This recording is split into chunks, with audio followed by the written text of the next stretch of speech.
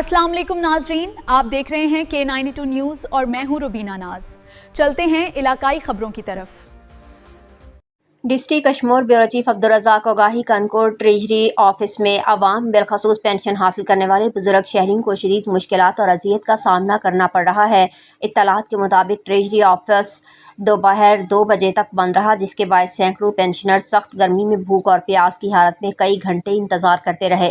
मुतासरा शहरियों का कहना है कि ट्रेजरी ऑफिस का मुलाजिम शमीम महर अवाम के साथ नामुनासिब रवैया इख्तियार करता है। उनके मुताबिक जब लोगों ने ऑफिस की ताख़ीर से खुलने की वजह पूछी तो मज़कूरा मुलाजिम ने मुबैना तौर पर मुश्तइल होकर शहरियों को कुर्सियाँ मारने की धमकियाँ दी, जबकि बुजुर्ग पेंशनर्स की इज़्ज़त व एहतराम का भी ख्याल नहीं रखा गया।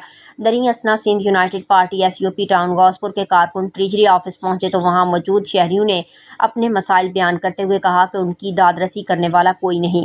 इस मौका पर SUP टाउन गौसपुर के सेक्रेटरी अब्दुल रज़ाक आगाही ने कहा कि पार्टी हमेशा मजलूम अवाम के साथ खड़ी है और किसी भी सरकारी इदारे में शहरियों के साथ नाइंसाफ़ी बर्दाश्त नहीं की जाएगी।